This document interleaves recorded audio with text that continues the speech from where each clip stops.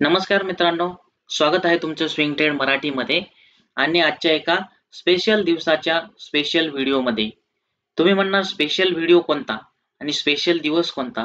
तर आज दिवसभरामध्ये तुम्ही न्यूज चॅनल्स असतील, तुमचे ट्रेडर मित्र असतील किंवा वेबसाईट्स असतील किंवा सोशल मीडिया असेल, यावरती तुम्ही एकच न्यूज ऐकली असणार.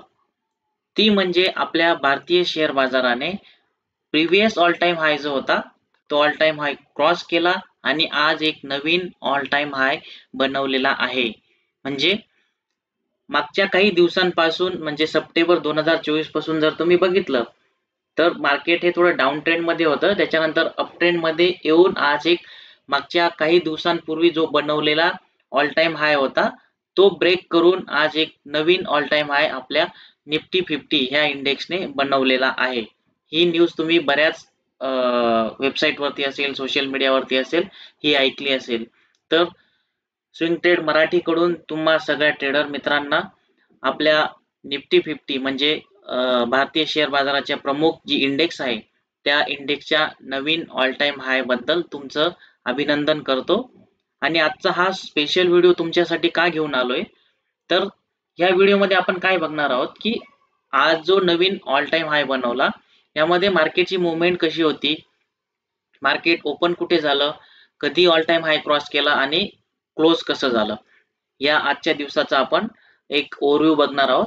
त्याच्यानंतर हा जो अप ट्रेंड सुरू झालेला आहे हा अप ट्रेंड पुढे continuously as a bull run म्हणून सुरू राहील की याच्यामध्ये काही प्रॉफिट बुकिंग येईल, काही रिट्रेसमेंट येईल, या गोष्टीवरती आपण डिस्कशन करणार आहोत, जेणेकरून तुम्हाला येणाऱ्या दिवसांमध्ये तुमचं जे ट्रेडिंग आहे ते ट्रेडिंग तुम्हाला प्लॅन करता येईल. यामध्ये आपण प्लॅन करताना नेक्स्ट ट्रेडिंग सेक्टर कोणते ते आणि कसे ओळखायचे या गोष्टीवरती पण लास्टला आपण डिस्कशन करणार आहोत. त्यामुळे आपला व्हिडिओ शेवटपर्यंत बघा, कोणताही पार्ट मिस करू नका, खूप इम्पॉर्टंट व्हिडिओ हा होणार आहे. ठीक आहे, चला तर मग आपण डायरेक्ट निफ्टी 50 ह्या इंडेक्स वरती जाऊ, चार्ट वरती जाऊ, ट्रेडिंग व्ह्यूच्या प्लॅटफॉर्म वरती जाऊ.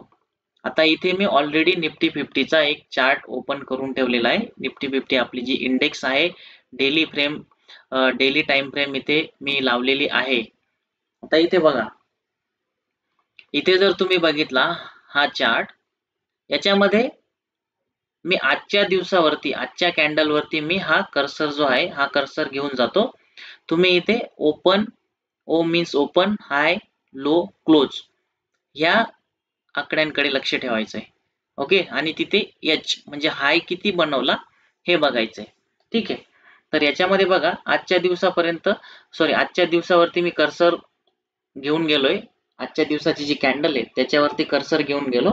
इथं बघा हाय किती बनवलाय मार्केटने आजच्या दिवशी, 26,310.45 टू बी प्रिसाइज. आता हा झाला आपला ऑल टाइम हाय. हा कशावरून आपण बघू शकतो तर मागचा जो ऑल टाइम हाय होता तो इथे बनवलेला होता. कधी? सप्टेंबर 27, 2024. आता याच्यावरती मी जेव्हा कर्सर घेऊन गेलो इथे काय होता हाय तर 26,277.35 आणि आत्ताचा जो आहे तो 26,310 म्हणजे 277 वरून 310 हा एक आपल्याला नवीन ऑल टाइम हाय मिळालेला आहे. ओके, तो क्रॉस करून एक तो प्रिव्हियस हाय क्रॉस करून नवीन हायला मार्केट गेलं होतं आणि तिथे त्याने एक नवीन ऑल टाइम हाय बनवला. ठीक आहे, तर ही एक गोष्ट झाली. आता एक डेली जर म्हणजे आजच्या दिवसाचं एक आपल्याला ओव्हरव्ह्यू बघायचा झाला तर आपण एक 15 मिनिटाची टाइम फ्रेम घेऊ शकतो. याच्यामध्ये बघूया की आजच्या दिवशी, आजचा जो 27 तारीख आहे या दिवशी मार्केट जेव्हा 9:15 वाजता 9:15 ला ओपन झालं, त्याच्यानंतर जेव्हा ओपन झालं तेव्हाच मार्केटने ओपनिंग मध्येच आपला जो ऑल टाइम हाय होता तो बनवलेला आहे, तो क्रॉस करून वरती गेलेलं होतं. त्याच्यानंतर 10:45 जो आता सध्याचा ऑल टाइम आहे म्हणजे 26,310 वगैरे ह्या जो हाय बनवला होता त्या ऑल टाइम हायला 10:45 गेला होता. आता मार्केटची मुवमेंट जर बघितली, मार्केट सकाळी थोडं वरती गेलं आणि खाली रिट्रेस झालं, जे की आलं किती पर्यंत 26,146 पर्यंत आलं आणि बंद होण्याच्या वेळेपर्यंत ते बंद कधी झालं ते 3:30 वाजता 26,220 ला हे बंद झालं. तर इथे आपण आजच्या दिवसाची मुवमेंट बघू शकतो. मार्केट वरती गेलं, पण जेव्हा मार्केट बंद होण्याची वेळ होती तेव्हा ते खाली येऊन बंद झालं. म्हणजे गॅप अप ओपनिंग नंतर रिट्रेसमेंट येऊन ते बंद झालेलं आपल्याला दिसून येतं. ओके.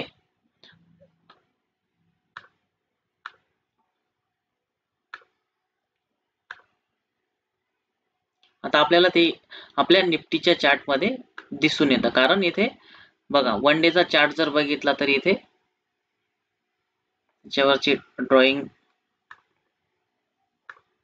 आता इथे वन डेचा चार्ट जर तुम्ही बघितला तर कॅन्डल जी आहे ती गॅप अप ओपनिंग झाल्यानंतर खाली येऊन बंद झाली, म्हणजे ही कॅन्डल रेड दिसते. ठीक आहे. तर आता पुढे येणाऱ्या दिवसांमध्ये काय असू शकतं, आपला जो बुल रन आहे तो बुल रन किंवा जो अपट्रेंड आहे तो अपट्रेंड कंटिन्युअसली सुरू राहील की प्रॉफिट बुकिंग येईल, ते आपण थोडं डिस्कशन करूया. आता याच्यामध्ये तुम्ही जसं बघू शकता चार्ट वरती, मागच्या 27 सप्टेंबर पासून जसा डाऊन ट्रेंड सुरू झाला, एक मार्केटमध्ये करेक्शन सुरू झालं, ते एंड झालं कधी, तर ते 7 एप्रिल 2025 रोजी एंड झालं. म्हणजे सप्टेंबर 24 पासून एप्रिल 25 पर्यंत हा एक पूर्ण एक डाऊन ट्रेंड होता. ओके. हा डाऊन ट्रेंड संपल्यानंतर मार्केटने जेव्हा इथं एक लो बनवला, इथं लो बनवल्यानंतर मार्केटने परत कधीही हा लो ब्रेक केला नाही, हायर हाय बनवले. जसं की इथं वरती गेला, तर इथं आपण बघू, हा इथं वरती गेला, इथं थोडा रिट्रेस झाला, वरती गेला, थोडा रिट्रेस झाला, परत वरती गेला इंडेक्स, थोडा रिट्रेस झाला, इथे कन्सोलिडेट झाला. ओके. परत एकदा ब्रेक केला, थोडा रिट्रेस झाला आणि फायनली वरती गेला, आणि थोडा 3 दिवसांनी रिट्रेस होऊन अगदी आज ऑल टाइम हाय पण ब्रेक केलेला आहे. म्हणजे याच्यामध्ये आपल्याला काय दिसून येतं की प्रत्येक वेळेस जो स्विंग हाय बनवला होता तो नंतर मागच्या स्विंगने तो कट केला आणि त्याच्यानंतर परत एकदा नवीन स्विंग हाय बनवत गेले मार्केट. त्याच्यामुळे हा एक अप ट्रेंड मध्ये मार्केट आलं, आणि हा जो प्रिव्हियसली जो डाऊन ट्रेंड होता तो डाऊन ट्रेंड पूर्णपणे एप्रिल पासून तर आतापर्यंत नोव्हेंबर पर्यंत पूर्णपणे हा डाऊन ट्रेंड मार्केटने अप ट्रेंड मध्ये कन्वर्ट केला, आणि जे काही मार्केटमध्ये बिअरिश होतं तर ते मार्केट आता बुलिश झाल्याचं आपल्याला दिसून येतं. आता याच्यामध्ये आपल्याला प्लॅन कसे असायला हवे, तर याच्यामध्ये बघा मार्केट ऑलरेडी ऑल टाइम हायला आहे, तर याच्यामध्ये काय पॉसिबिलिटी असतात. सगळ्यात अगोदर आता पॉसिबिलिटी काय असू शकते की बऱ्याच जणांनी इथं पोझिशन बनवलेल्या असतात, बरोबर आहे, ऑल टाइम हायला, कारण इथे माहिती नसतं की मार्केट केव्हा करेक्ट होईल. इथे पण बऱ्याच जणांनी पोझिशन घेतलेल्या असतात, जे स्विंग ट्रेड करतात, जे इन्व्हेस्टमेंट करतात. त्याच्यानंतर मार्केट बऱ्याच खाली आलं, त्याच्यानंतर परत रिकवर व्हायला सुरुवात झाली, आणि इथे आज आपल्याला जो ऑल टाइम हाय मिळालेला आहे. तर यामध्ये काय असू शकतं की बऱ्याच जणांनी इथं पोझिशन्स घेतल्या, काहींनी इथे पोझिशन्स घेतल्या असतील, काहींनी इथे घेतल्या असतील, काहींनी इथे बॉटमला घेतल्या असतील. तर या सगळ्यांच्या ज्या पोझिशन असतात त्या बऱ्यापैकी लोकांनी जर यांनी इथे घेतला तर बऱ्यापैकी आपापल्या टार्गेटनुसार इथे सेल करत असतील, बरोबर, इथे सेल करत असतील, इथे सेल करत असतील. पण ज्या लोकांनी लॉंग टर्म साठी ठेवलेले असतात किंवा आपल्या टार्गेट साठी ठेवलेले असतात, तर त्या लोकांना आपलं जे प्रॉफिट बुकिंग असतं, आता या लोकांनी किंवा ह्या लोकांनी प्रॉफिट बुकिंग केव्हा करणं अपेक्षित असतं, एक तर इथे इथे तर प्रॉफिट बुक करू शकत नाही, कारण ऑल टाइम हाय पेक्षा कमी असतं, म्हणजे त्यांचे जे ट्रेड असतात ते लॉस मध्येच असतात. ओके. त्याच्यामुळे बरेच जण इथे प्रॉफिट बुक करू शकतात, ज्या लोकांना ऑल टाइम हाय पर्यंत ट्रेड होल्ड केलेला असतात. ओके. ज्यांचे जे ट्रेड असतात ते प्रॉफिट मध्ये येतात, तर ते लोक इथे प्रॉफिट बुक करू शकतात. हा एक सिनेरिओ झाला. त्याच्यानंतर दुसरा एक सिनेरिओ, म्हणजे या सिनेरिओ मध्ये काय होऊ शकतं की प्रॉफिट बुकिंग मुळे मार्केट थोडं रिट्रेस्ड होऊ शकतं किंवा थोडं साइडवेज होऊ शकतं, आणि मग पुढे फ्रेश अपसाइड देऊ शकतं. ओके. आता याच्यामध्ये अजून बाकीचे जे काही एक्सटर्नल फॅक्टर्स आहेत, म्हणजे जसं की एखादी न्यूज असेल, अमेरिकेची ट्रेड डील असेल, त्याच्या बाबतीत पण अजून त्यांची फायनल डील व्हायची बाकी आहे. ओके. अशा काही न्यूज असतील, जर मार्केटने अशा काही न्यूज दिल्या तर मार्केट इथे थोडं जास्त पण करेक्ट होऊ शकतं, किंवा मार्केट काय होऊ शकतं, जर पॉझिटिव्ह न्यूज आल्या तर मार्केट इथून ब्रेकआउट देऊन एक चांगली ग्रीन कॅन्डल पण बनवू शकतं.